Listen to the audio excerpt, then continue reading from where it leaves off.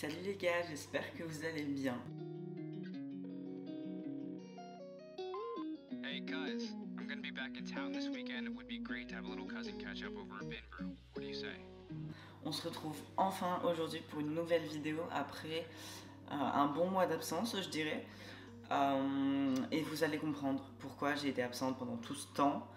Mais d'abord, déjà je suis contente de vous retrouver parce que ça m'a manqué quand même.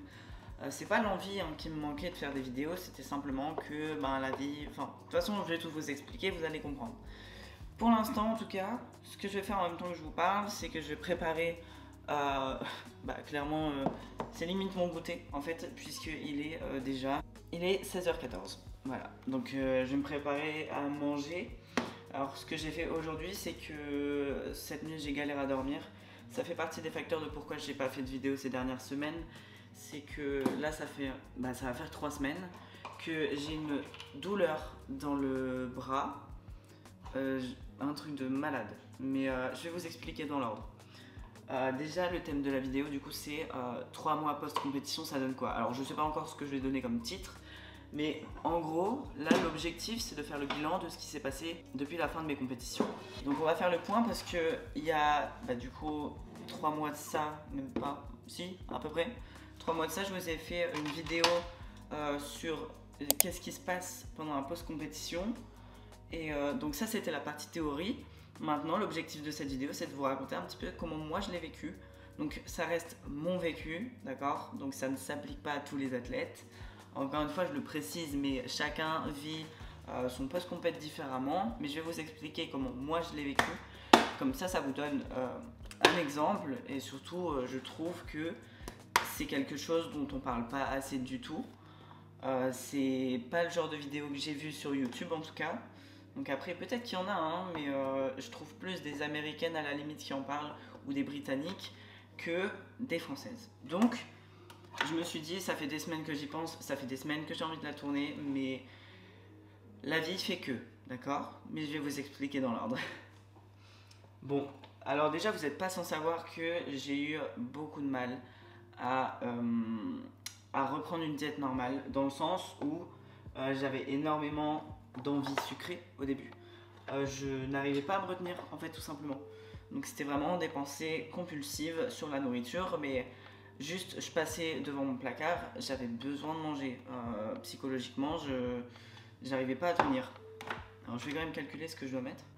Donc ça je vous en ai déjà parlé dans ma précédente vidéo, je vais vous renvoyer vers elle si ça vous intéresse. Mais comme quoi c'était très compliqué de contrôler les envies, etc. Alors pour cette partie-là, ça a mis un bon mois, voire un mois et demi, 2 mois, avant que mon corps se régule et que toutes ces envies-là prennent fin en fait, tout simplement. Donc prennent fin sans mauvais jeu de mots. Merci. Mais maintenant, j'ai plus du tout d'envie de ce genre. Je suis ma diète. De toute façon, on a augmenté mes calories aussi, donc ça joue forcément. Mais j'ai vraiment plus d'envie sucrée comme j'ai pu avoir. J'ai plus de pensées compulsives sur la nourriture. Donc ça, je suis très contente. Ça me fait déjà un gros poids en moins parce que ça devient vraiment lourd au fil du temps. Mais ça a mis du temps, j'ai mis du temps à m'en remettre, quoi. Psychologiquement, au niveau de l'alimentation, vraiment, j'ai mis, comme je vous le disais, j'ai mis bien 1 mois et demi, voire 2 mois à ce que ça se régule. Mais au moins, ça s'est régulé. Donc, au niveau de la nourriture, maintenant, ça va mieux. Deuxième point, là, c'est au niveau du physique.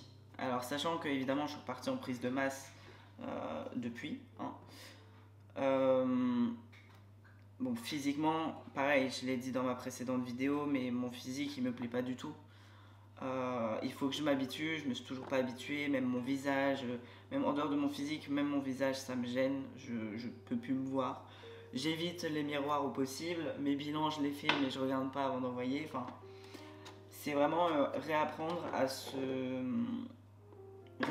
à connaître son corps, réapprendre à s'habituer à son nouveau corps et comprendre qu'on ne peut pas rester maigre comme je l'étais en l'occurrence, parce que c'est pas vivable en fait. Je l'ai très bien vu, mes dernières semaines avant la compétition étaient vraiment très dures, psychologiquement, physiquement. J'en étais venu à faire des micro-siestes en fait entre chaque série à la salle, Donc ça c'était vraiment, c'est là que je me rends compte que vraiment j'ai poussé à fond quoi. Mais au moins j'ai aucun regret, et en plus ça a payé, donc bénéf. Mais c'est vrai que c'est des conditions dans lesquelles le corps est mis à rude épreuve quoi, vraiment. Donc voilà, maintenant je suis reparti en prise de masse, et c'est des nouveaux challenges entre guillemets auxquels je dois faire face en fait, tout simplement. Par exemple le fait de manger plus, forcément je suis plus souvent, j'ai tout le temps la sensation d'être pas forcément ballonné, mais ça arrive d'avoir cette sensation parfois. Pareil, du coup comme je disais, le physique il s'est bien voilé. De toute façon je vous mettrai des photos de mon bilan en compétition, peut-être là ou là, et genre un jour avant la compétition, et mon bilan maintenant. Alors quand je compare les photos, je préfère quand même mon physique maintenant, dans le sens où je me trouvais vraiment très très maigre avant la compétition, ce qui est normal, j'étais sèche, mais même le fait d'être sèche, je trouve que mon corps n'est pas encore assez esthétique en fait. Donc je suis encore très exigeante, même avec la moi du passé d'il y a 3 mois quoi. Mais maintenant la deuxième problématique, c'est que du coup mon corps de maintenant je l'aime pas non plus. Donc ça devient un peu compliqué. En fait il n'y a pas d'entre-deux, c'est vraiment... même quand j'étais dans l'entre-deux, je n'aimais pas mon physique parce que je me voyais quand même grossir. Donc voilà. Après sur scène j'étais à 54 kg, là je suis à 69, je vais être à 70 ce week-end, j'en suis certaine. Et ça c'est pareil, c'est quelque chose qu'il faut accepter, c'est quelque chose qu'il faut prendre en compte psychologiquement. Et le cerveau il n'est pas fait pour avoir autant d'adaptations en si peu de temps, le corps non plus. Donc mon corps commence à me faire ressentir que la compétition c'était dur, et psychologiquement je le ressens aussi maintenant. Donc on en vient à la raison pour laquelle j'ai pas fait de vidéo depuis 4 semaines. Et par contre les gars, faites pas de muscu, j'arrive même pas à ouvrir un tupperware, ça sert à rien la muscu. Donc on en vient à la raison pour laquelle j'ai pas fait de vidéo pendant 4 semaines. C'est que déjà je savais pas du tout comment amener le sujet, je savais pas quel point exactement aborder, et surtout en fait je me sentais pas prête. Et même psychologiquement, honnêtement ça fait depuis avant la compétition que je suis pas bien en soi, que ce soit par rapport au body, mais même pas par rapport au body en fait, c'est simplement on a tous une vie perso, on a tous des événements particuliers qui se passent dans notre vie qui font que des fois ça va moins bien que d'autres moments. Et là ça fait un long moment que c'est pas fou. Mais après c'est tout, hein, c'est la vie. Je suis pas là pour me plaindre non plus, hein, j'ai envie de dire. Mais c'est vrai que du coup forcément ça influe sur le mood, ça influe sur les objectifs aussi, parce que du coup forcément on a moins de motivation, on a moins d'envie, tout a l'air plus dur en fait, tout simplement. Donc voilà, donc c'est pour ça que j'ai mis autant de temps à refaire des vidéos. Après, je sais qu'en soi faire la vidéo c'est pas si compliqué, c'est vraiment le montage qui prend le plus de temps. Mais après c'est tout, c'est quelque chose que j'aime faire, mais c'est simplement de se mettre en tête, ok là je vais prendre du temps pour ça. Et c'est vrai qu'en ce moment, du temps j'en manque, clairement. Parce que si vous savez pas, mais je suis en train de faire ma formation aussi à côté pour être coach diplômé d'État. Donc ça me prend du temps aussi dans ma semaine, ça me prend du temps les week-ends parce qu'il faut réviser, etc. Mais je sais très bien que je suis pas la seule dans ce cas, il y a plein de personnes qui font des études, hein, et qui à côté ont une passion, etc., voire même une vie de famille, enfin bref. On a tous nos problématiques, mais c'est simplement, on les gère différemment selon notre vécu, selon notre expérience. Donc voilà, moi en ce moment, je la gère, je pense pas de manière optimale. Et du coup, ça fait que voilà, j'ai beaucoup plus de mal à faire des choses pour moi, à prendre du temps pour moi. C'est pour ça qu'aujourd'hui, j'ai décidé de me consacrer à mes projets, de filmer une vidéo. Mais dites-vous, j'ai tellement plus l'habitude de m'occuper de moi que j'avais rendez-vous chez le coiffeur normalement à 16 h. Et je lui ai dit finalement on peut déplacer à la semaine prochaine parce que j'ai l'impression que c'est une perte de temps en fait. Alors que non, c'est juste du temps pour moi. Mais j'ai beaucoup de mal avec cette idée. Donc voilà. Donc tout ça, ça explique le pourquoi du comment, de pourquoi j'ai pas fait de vidéo. Et puis j'avais pas envie de faire une vidéo, je suis encore une fois trop négative.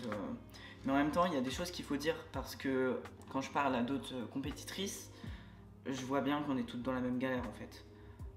Que ce soit au niveau de la nourriture, c'est très compliqué de revenir à un état normal psychologiquement pour ce qui est de la nourriture en fait. Parce que le corps a été mis à rude épreuve, donc maintenant en fait il réclame. Et au-delà de ça, même aujourd'hui, physiquement, je sens que je suis en train de payer la sèche que j'ai fait. Parce que déjà je suis fatigué. Bon, après ça, avec la saison, j'ai envie de dire, voilà. Parce que là, on dirait pas, hein, mais il est 16h30. Hein. Il fait noir là. Clairement, chez moi, il fait noir. Mais donc, déjà, avec le changement de temps, le froid, etc. Voilà. Mais en plus de ça, il y a aussi toutes les réponses du corps en fait aux entraînements. Parce que évidemment, enfin, j'ai jamais changé d'intensité pendant mes entraînements, que ce soit pendant la sèche ou maintenant quand je reprends la prise de masse. J'ai toujours mis le maximum d'intensité possible, tout simplement parce que on m'a appris comme ça, donc je fonctionne comme ça. Donc je m'entraîne jamais à moitié en fait. Donc forcément voilà. Mais au bout d'un moment, le corps il dit stop. Et là, je suis en train de le payer parce que pendant 2-3 semaines, j'ai une douleur à l'arrière du genou, donc, et qui maintenant est à peu près partie, donc c'est en train d'aller mieux. Qu'est-ce que j'ai eu d'autre? Là, j'ai une douleur au poignet sur un extenseur là, sur l'extenseur du pouce, que je traîne aussi depuis une bonne semaine. Donc ça, pareil pour tous les mouvements, hein, que ce soit les jambes, quand je fais les jambes ou quand je fais le haut du corps. Dans tous les cas, ça m'impacte et c'est très embêtant. Et c'est pas la première fois que je l'ai, hein. Cette douleur là, je l'avais de l'autre côté la dernière fois. Enfin, c'est pas quelque chose qui m'est inconnu, quoi. Mais après, c'est tout, hein. J'ai envie de dire, je m'entraîne plus léger, je contrôle plus, je fais plus de tempo, enfin voilà, je m'arrange en fonction de ce que mon corps me permet de faire en fait, tout simplement. Donc la douleur à l'arrière du genou, la douleur au poignet, et aussi ça fait maintenant ça fait un bon 3 semaines déjà que j'ai une douleur. Mais les gars, une douleur, mais vous imaginez même pas ce que ça fait, je pense. S'il y a des gens qui ont eu la même chose que moi, vous me le direz en commentaire parce que vraiment, je ne trouve pas de solution. Toute la journée, j'ai mes 3 doigts ici endormis, les 3 là. Ces 3 doigts là sont endormis, mais vraiment endormis, je ne sens rien. C'est au point où le matin quand je fais mes pancakes, je sens pas si je me brûle ou pas, donc c'est un peu compliqué. Donc ils sont endormis, bon encore la journée à la limite c'est pas trop gênant, quoique quand je m'entraîne ça peut être gênant au niveau des prises parce que je sens pas. Donc forcément si tu ne sens pas tes extrémités, pour tenir quelque chose t'as beaucoup moins de force. Donc là je suis pénalisé quand même. Mais au-delà de ça, c'est pas ça le plus chiant. Le plus chiant c'est que la nuit je me fais réveiller par la douleur. Tellement, en fait je suis allée chez l'ostéo la semaine dernière, vendredi dernier, et il me disait que c'était sûrement soit un nerf qui est coincé du coup dans le coude, soit un nerf qui est coincé dans les cervicales. Et ça m'empêche de dormir depuis 3 semaines. Donc ça fait 3 semaines non-stop que je me réveille la nuit à cause d'une douleur dans le bras. Et je suis obligée de me mettre assise et de secouer mon bras comme ça, genre vraiment. Mais en fait, toutes ces petites informations-là que mon corps m'envoie, c'est vraiment des warnings en mode tu nous en as fait baver en fait. Et ça, c'est fatigant, enfin déjà fatigant psychologiquement parce qu'on se dit purée, si mon corps il tient pas comme ça, comment je vais faire en fait pour continuer. Mais puis surtout de se dire, faut pas qu'il m'arrive un truc plus grave que juste une douleur quoi. Parce que pour l'instant c'est une douleur, voilà c'est gênant mais bon, entre guillemets il y a pire. Mais il faut pas que ça devienne une blessure ou quelque chose de plus grave. Donc vraiment en ce moment je me bats un petit peu avec tout ça en même temps. Et c'est ce qui fait que c'est un peu compliqué à gérer. Mais après je tiens bon, hein. De toute façon mes entraînements je les ai jamais stoppés. La diète là maintenant c'est réglé, c'est carré, je suis ma diète à la lettre. Mais voilà un petit peu quoi. Comme quoi le post-compétition vraiment c'est pas tout beau tout rose. Et c'est pour ça que je l'ai déjà dit dans ma dernière vidéo sur le post-compétition, sur entre guillemets la partie théorique du coup. Je l'ai déjà dit à ce moment-là, mais vraiment, ayez conscience de tout ça avant de vous lancer dans une compétition, dans une préparation. Peu importe ce que c'est, hein, que ce soit même en body ou même dans d'autres disciplines. vraiment préparez-vous à ce que il y ait des impacts. C'est pas anodin de faire des trucs comme ça, dans le sens où le corps en bave, le psychologique en bave. Et il faut pas avoir honte de se faire aider par la suite ou même pendant. Et moi, c'est peut-être que ce que j'aurais dû faire en fait pendant ma préparation, c'est avoir un suivi psychologique au moins pour être préparé, quoi. Juste pour avoir un soutien aussi, parce que du coup, je me suis vachement renfermé à cette période-là, vraiment quand je préparais la compétition, parce que je supportais plus rien en fait. Et ce qui est normal, hein, parce que vraiment le corps il est mis à bout. Mais je restais toute seule parce que j'étais mieux toute seule et c'était mieux pour tout le monde. Parce que j'étais vraiment, j'en pouvais plus. Sur les dernières semaines, c'était vraiment très difficile, même aller à la salle. Je parlais à personne, je faisais des micro-siestes sur les bancs entre mes séries. Et c'est tout ce que je savais faire en fait. Ma vie se résumait à dormir, manger, boire et penser à ce que j'allais manger après. Ça n'a pas l'air gay hein, quand je raconte comme ça, mais c'est la réalité. Il faut se rendre compte de ce qui est positif. Alors c'est bien de se challenger, de repousser ses limites. Je vais chialer, mais c'est parce que je suis en train de couper l'oignon, hein, clairement. Ben, vous le voyez même pas, mais il est là. Donc c'est bien, c'est un sport. Moi j'adore ce sport pour tout ce qui m'a apporté, que ce soit évidemment physiquement parce que c'est un sport très visuel, mais surtout psychologiquement de m'apprendre encore plus de choses sur moi comme ça.